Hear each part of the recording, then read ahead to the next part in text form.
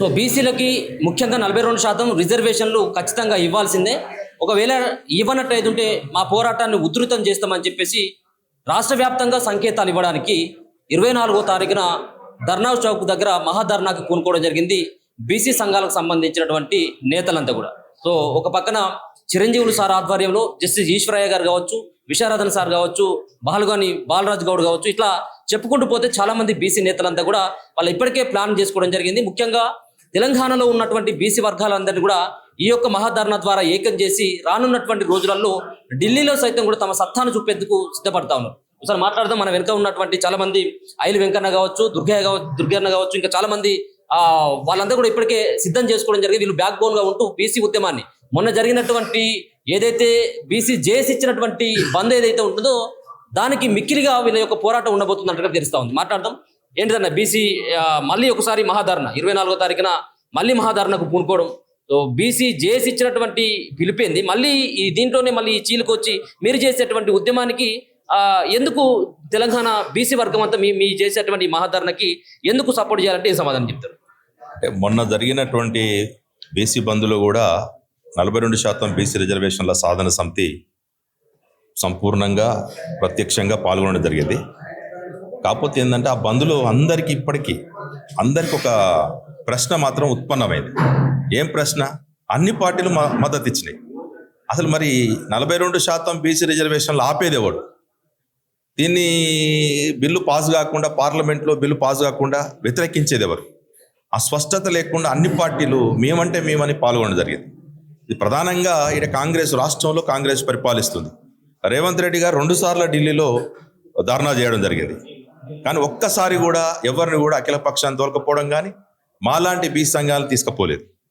మళ్ళీ బీజేపీ కూడా 9th షెడ్యూల్లో చేర్చడానికి, పార్లమెంట్లో బిల్లు పెట్టడానికి ఎవరు అడ్డుకున్నారు? బీఆర్ఎస్ పరిస్థితి దాన్ని మాట్లాడడం అప్రస్తుతం. ఎందుకంటే అది అరిగిపోయిన రికార్డు, అది దానికి సంబంధం లేదు. కానీ వాళ్ళు కూడా చురుకైన పాత్ర పోషించి ఇప్పుడు కేసీఆర్, కేటీఆర్ దాన్ని స్పష్టత ఇవ్వలేదు వీటి పట్ల.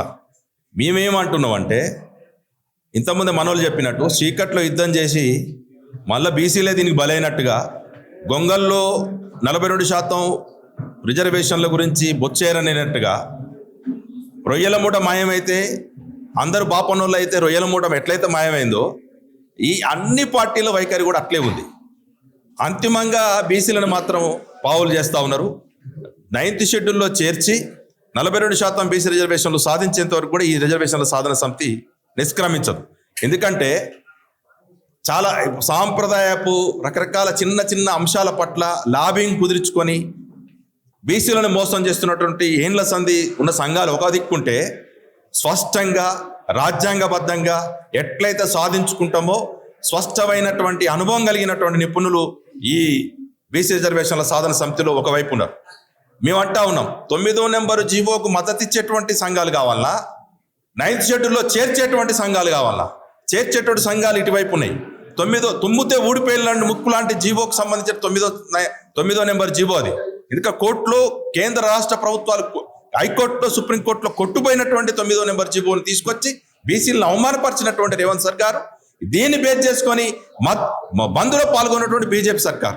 అందుకే ఈ రెండు కూడా స్పష్టత లేకపోవడం వల్ల ఈ అంతిమంగా 9th షెడ్యూల్లే శరణ్యం, పార్లమెంట్లో చర్చ జరపాలి, రాష్ట్రపతి ఆమోదింపజేయాలి, దేశవ్యాప్తంగానే 9th షెడ్యూల్లో పేర్చినటువంటి దీనికి రక్షణ కవచం అనేటువంటి వాదనతో మేము 24వ తారీఖు రోజు బంద్ను పిలిపేయడం జరిగింది. అందుకే మేము అంటాం ఏంటంటే 24వ తారీఖు రోజు ఇందిరా పార్క్ దగ్గర చలో ఇందిరా పార్కు, చలో అదే హలో బీసీ చలో హైదరాబాద్. మేమెంతున్నో మాకంతా, మేము ఎక్కువ అడగట్లేదు కాబట్టి ఈ 9th షెడ్యూల్లో చరణ్యం కాబట్టి అందులో చేర్చాలి. చాలా మంది అంటా ఉన్నారు ఏంటంటే ఇన్ని సంఘాలు ఉన్నాయి కదా, మళ్ళీ కొత్తగా పెట్టేది ఏంది, ఏదో రిటైర్ అయినట్టు వాళ్ళని తీసుకుపోయి మీరు ఏదో ప్రయత్నం చేస్తూ ఉన్నారు అంటా ఉన్నారు.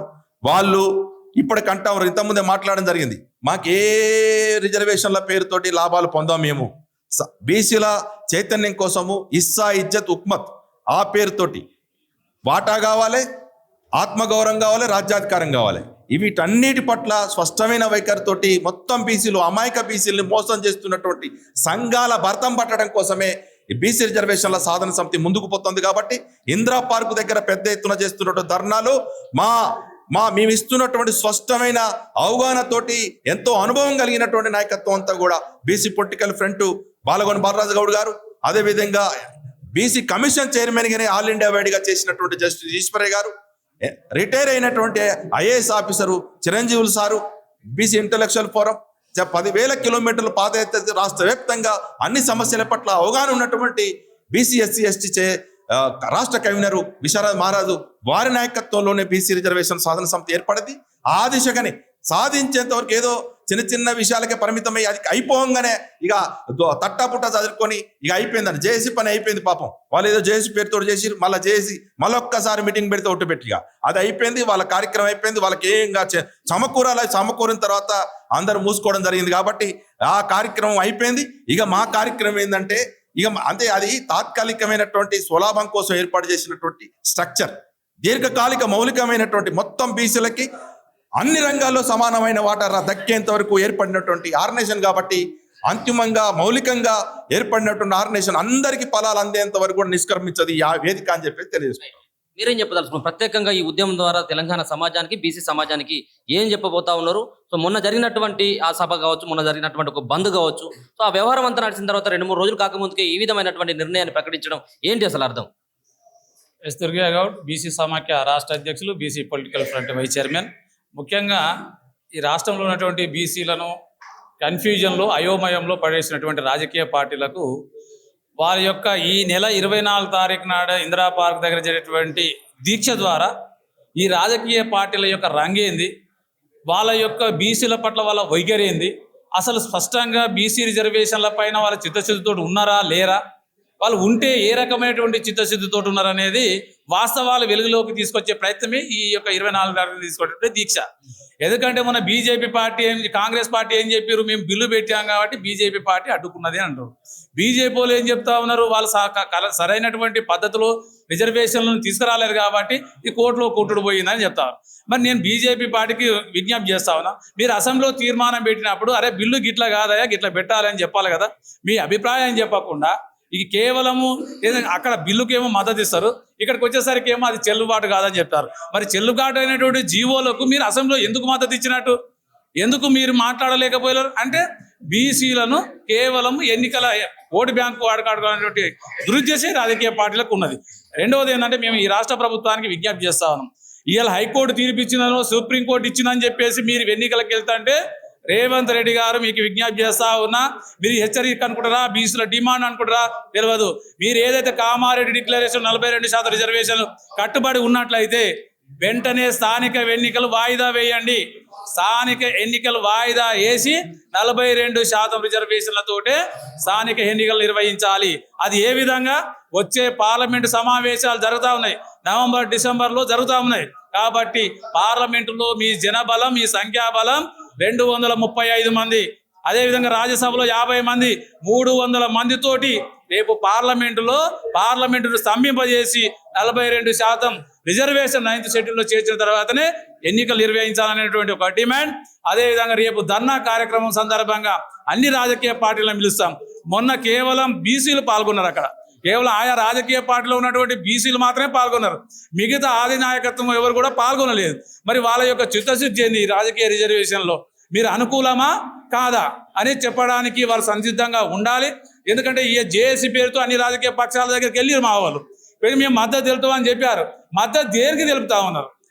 ఈ యొక్క జీవోకు మద్దతు, 9th షెడ్యూల్కు మద్దతు, సరైనటువంటి విధానంతో ముందుకు రావాలని చెప్పేసి అది చెప్పేంత వరకు ఈ యొక్క ఇక్కడ ఉన్నటువంటి బీసీలు ఎవరు కూడా మిమ్మల్ని వదిలిపెట్టారని చెప్పేసి కూడా విజ్ఞప్తి చేస్తాం.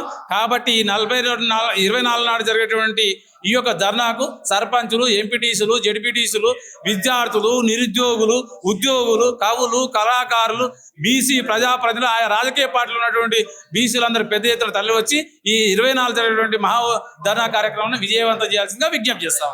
మీరేం చెప్తారు? మొన్ననేమో ఆ గల్లీలోనే, అంటే ఇక్కడ రాష్ట్ర వ్యాప్తంగా మాత్రమే ఒక బంధు, సో చేయాల్సినటువంటి పోరాటం 9th షెడ్యూల్ అని చెప్పేసి చెప్తున్నటువంటి మీరు 9th షెడ్యూల్లో చేర్చేటువంటిది బీజేపీ పార్టీ, ఎందుకు ఆ దిశగా ఢిల్లీ వేదికను లేకపోతే బీజేపీ ఆఫీసు సంబంధించినటువంటి దాన్ని అక్కడ చేసేటువంటి ప్రయత్నం ఎందుకు చేయట్లేదు? సో ఏంటిది ఇప్పుడు మళ్ళీ మీరు చేసేటువంటి ధర్నాకి అప్పుడు చేసినటువంటి బంద్కి ఏంటి అసలు దానికి దీనికి మధ్యలో ఉన్నటువంటి? వాస్తవంగా చెప్పాలంటే మొన్న 18వ తారీఖు జరిగినటువంటి ధర్నా ప్రజల్ని కన్ఫ్యూజ్ చేసింది. బీసీలందరూ ధర్నాలో పాల్గొన్నారు, కానీ బీసీలు ఎవరి మీద ధర్నా చేస్తారు, ఈ 42% రిజర్వేషన్స్ ఎవరివ్వాలి, అసలు ఏ పార్టీలకు మనం వ్యతిరేకంగా పనిచేస్తాం, ఏ ప్రభుత్వాలకు వ్యతిరేకంగా, ఏ కోర్టు తీర్పుల కంటే ఎవరి దగ్గర సమాధానం లేదు. అందుకే విశారదన్ మహారాజన్న గారు, ఇంటలెక్చువల్ ఫోరం చిరంజీవి గారు, బాలగోని బాలాజీ గౌడన్న గారు, ఈశ్వరయ్య గారు, మేము అందరం కలిసి ఎల్బీ నగర్ చౌరస్తాలో ఈ బిల్లుని 9th షెడ్యూల్లో చేర్పించడం కోసమే ఈ 3 పార్టీలను ఎండగడుతూ మేము బంద్లో పాల్గొనడం జరిగింది. వాస్తవంగా 24వ తారీఖు ఇందిరా పార్క్ వద్ద ఈ 42% బీసీ రిజర్వేషన్ సాధన సమితి ఏర్పాటు చేసిందే బీసీ సంఘాల్లో ఉన్న దొంగల్ని ఏర్పడడం కోసం, పార్టీలలో ఉన్నటువంటి ఆధిపత్య వర్గాల కింద పనిచేస్తున్నటువంటి బీసీ ఎమ్మెల్యేలు, బీసీ మంత్రుల యొక్క బండారాన్ని బట్టలు పెట్టి బట్టలు ఇవ్వడం కోసమే మేము 24వ తారీఖు నాడు మహాధర్నా నిర్వహించడం జరిగింది. ఎంతకాలం 79 సంవత్సరాల నుంచి ఆధిపత్య అగ్రవర్ణాల కింద చెంచాలుగా మారిన బీసీ ఎమ్మెల్యేలు, బీసీ మంత్రులు, బీసీ ఎంపీలు ఈరోజు బీసీల ధర్నా వచ్చేసరికి ఒకటి గదిలేడు మనకు రోడ్ల మీద చూస్తే. 60% ఉన్న బీసీలు ఎవరికి ఓట్లేసారు? 60% ఉన్న బీసీలు ఓట్లేస్తేనే రేవంత్ రెడ్డి గెలిచాడు. కామారెడ్డి డిక్లరేషన్ ద్వారానే కాంగ్రెస్ పార్టీ గెలుపు సాధ్యమైంది. మరి రేవంత్ రెడ్డి ఏం చేస్తుండు? 2.5 కోట్ల మంది బీసీల కోసం ఎందుకు రేవంత్ రెడ్డి పోయి ప్రధానమంత్రితోని, రాష్ట్రపతితోని సమయం తీసుకొని ఇక్కడి నుంచి అఖిలపక్షాన్ని తీసుకొని పోయి ఉంటే నీ చిత్తశుద్ధిని శంకించే వాళ్ళం కాదు. లేదా నువ్వు వేసే నామినేటెడ్ పోస్టుల్లో మొత్తం బీసీ సమాజానికి 42% ఇచ్చున్నా కూడా నీ యొక్క నిజాయితీని, నీ యొక్క ధర్మాన్ని మేము శంకించే వాళ్ళం కాదు. నువ్వేమో ఇక్కడ ఇవ్వాల్సినటువంటి నామినేటెడ్ పోస్టు మొత్తం మీరు ఎట్లకి ఇచ్చుకుంటున్నావు? చుట్టుపక్కల 18 రెవెన్యూ డివిజన్లు ఉంటే రంగారెడ్డి జిల్లా చుట్టూ 16 రెట్లకే ఇచ్చుకున్నావు. నామినేటెడ్ పోస్టు మొత్తం రెట్లకే ఇచ్చుకున్నావు. మరి ఇక్కడ చూసినవి విద్యా ఉద్యోగాలలో మన స్థానిక సంస్థల 40% రిజర్వేషన్స్, జీవోలు, ఆర్డినెన్స్లు ఆగమని చెప్పినా కూడా జీవోలు తీసుకురావడంలో ప్రభుత్వ దురుద్దేశం ఉంది, సంఘాల యొక్క లాభాపేక్ష ఉంది. వీళ్ళ ద్వారానే ఈరోజు జీవోలు, ఆర్డినెన్స్ తీసుకురావడం జరిగింది. ఆ జీవోలు కొట్లు పోతున్న సంగతి తెలుసు. అనేక రాష్ట్రాల్లో ఇప్పటికి 8 రాష్ట్రాల్లో కొట్టేసి, అంతకుముందు ముడిదిరావు కమిషన్ తర్వాత 44% రిజర్వేషన్స్ వస్తే దాన్ని కొట్టేసిరు, 2011లో కొట్టేసిరు, 2018లో కొట్టేసిరు. ఇన్నిసార్లు అనేక సందర్భాల్లో కోర్టులు కొట్టేసిన తర్వాత కూడా మళ్ళీ ఏ రకంగా మీరు జీవోని తీసుకొచ్చి జీవో ద్వారా ఎలక్షన్ జరపమని అన్నారో మాకు ఇప్పటికీ అర్థమైతే లేదు. 9th షెడ్యూల్లో చేర్పించడం కోసం, దొంగల్ని ఏరువేయడం కోసం, ఒక మహా ఉద్యమ నిర్మాణం చేయడం కోసం త్రిశూల యుద్ధం అని అంటున్నాం మేము. ఈ త్రిశూల యుద్ధంలో ఈశ్వరుడు విశారదన్ మహారాజ్ అయితే, విష్ణుమూర్తి ఈశ్వరయ్య సార్ అయితే, బ్రహ్మ అడ్మినిస్ట్రేటర్ రిటైర్డ్ అయ్యే చిరంజీవి సార్ అయితే, దీనికి బలరాములు లాంటి బలాన్ని ఇచ్చేవాడే మన బాలరాజు గౌడన్న. ఆర్థిక బలం, అంగ బలం అందరినీ సమీకరించి ఈ యొక్క శక్తి కూడగట్టుకొని ఒక ధర్మబద్ధమైన యుద్ధానికి దిగుతున్నాం. ఖచ్చితంగా ఈ యుద్ధం మహాయుద్ధంగా మారి ఒక విస్ఫోటన జరగకముందే 42% రిజర్వేషన్స్ పార్టీలన్నీ పోయి అక్కడ ఏ విధంగా తమిళనాడు తలాలో ఢిల్లీలో కూర్చొని తీసుకొచ్చారో ఇది కూడా 9th షెడ్యూల్లో పెట్టి తీసుకొచ్చేందుకు మా పోరాటం ఆగదు. ఈ పోరాటంలో బీసీ, ఎస్సీ, ఎస్టీ సోదరులందరూ కలిసి రావాలి. ఎస్సీ, ఎస్టీ సోదరులు ఎందుకు కలిసి రావాలంటే ఈడబ్ల్యూఎస్ రిజర్వేషన్ 7% నుండి 10% రిజర్వేషన్స్ ఉంది. మరి దానివల్ల ఎస్సీ, ఎస్టీ సోదరులు కూడా, విద్యార్థులు కూడా నష్టపోతూ ఉన్నారు ఉద్యోగాలలో. ఖచ్చితంగా మీరందరూ రావాలి, దీన్ని జయప్రదం చేయాలని కోరుకుంటాం. మీరు దామోదర్ గారు ఏం చెప్పదలుచుకున్నారు? ఈ తెలంగాణ సమాజానికి ఈ మహాధర్నా చేపట్టబోయేటువంటి ఈ ధర్నా కోసం తెలంగాణ సమాజంని ఏ విధంగా మీరు మోటివేషన్ చేస్తారు? సో ఎందుకు తెలంగాణ సమాజం, ముఖ్యంగా బీసీలు ఎందుకు మీరు చేసేటువంటి ధర్నాకు రావాలంటే ఏం సమాధానం? ముఖ్యంగా ఏంటంటే మన రాష్ట్రంలో బీసీలు చాలా మంది ఉన్నారు కాబట్టి ఈ 42% ఏదైతే ఉందో అది కోర్టు ద్వారా మరి ఈ సీఎం గారి ఒక రాజ్యాంగబద్ధంగా చేయలేదని దీనికి అగ్నెస్ట్ వచ్చింది కాబట్టి సెంట్రల్ వరకు అయితే 42% ఏదైతే ఉందో దాన్ని 9th షెడ్యూల్లో చేర్చి ఆ యొక్క ఉద్యమంలో అది వచ్చేంత వరకు ఉద్యమం చేయాలని చెప్పి 42% సాధన సమితి అని చెప్పి మరి ఒక రాజ్యాంగాన్ని చట్టపరంగా రూల్స్ రాసే ఒక ఐఏఎస్ ఆఫీసర్ చిరంజీవులు కానివ్వండి, మరి ఈశ్వరయ్య గారు హైకోర్టు జనరల్ ఇది ఉండి ఒక న్యాయపరమైన న్యాయవాదులు ఉన్నారు. దీంట్లో లుసుకులు ఏమున్నాయని చెప్పి తీయడం జరిగింది. ప్రతి ఒక్కరు కూడా ఈ 42% వచ్చేంత వరకు ఈ యొక్క రేపు 24 తారీఖు నాడు పెద్ద ఎత్తున ధర్నా నిర్వహిస్తున్నారు. ఆ యొక్క షెడ్యూల్ వచ్చి ఈ రూల్ ఏదైతే ఇంప్లిమెంట్ అయ్యేంత వరకు కూడా కంపల్సరీ పోరాటానికి అందరూ కూడా ఏకమైనరు.